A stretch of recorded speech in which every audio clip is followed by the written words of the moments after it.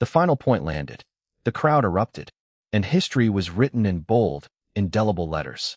Alexandra Eala had just done what no Filipino player, man or woman, had ever done before. She had won a WTA Tour singles title, and in the process, she had changed Philippine tennis forever. The final scoreline said it all, 4-6, 6-4, 6-0.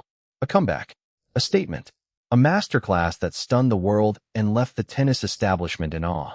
The women's final of the Mubadala DC Open was supposed to be a coronation for Jessica Pegula, the world number 3, the top seed, the 2019 champion who had won 11 WTA titles and was seeking her third of the season.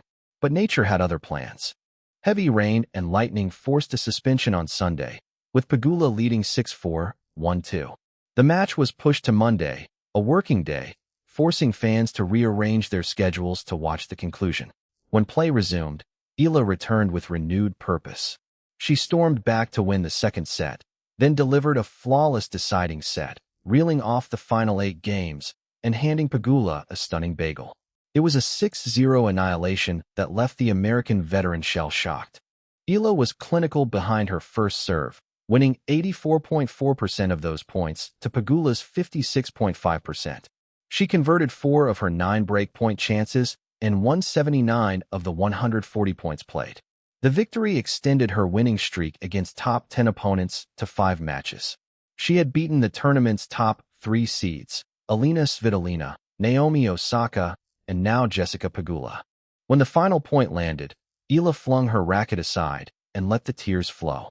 The weight of a lifetime, of a nation, of an entire people, had just been lifted off her shoulders. She fell to the court and covered her face with her hands before letting out a triumphant shout. In her on-court interview, Eala delivered a speech that left the crowd in tears.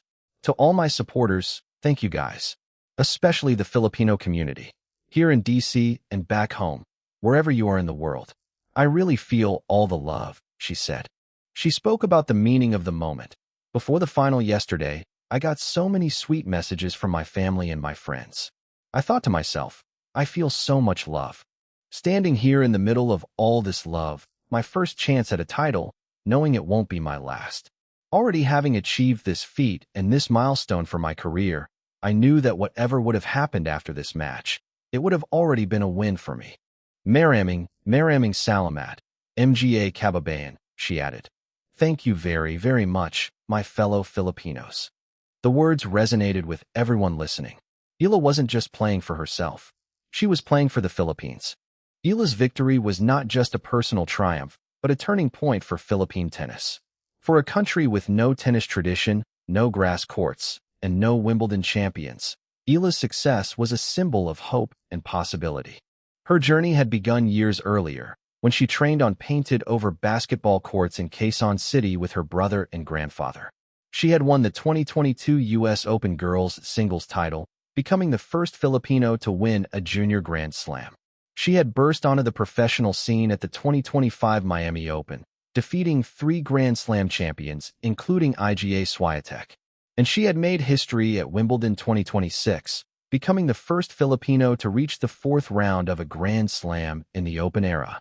Now, with the DC Open victory, she had become the first Filipino to win a WTA Tour singles title.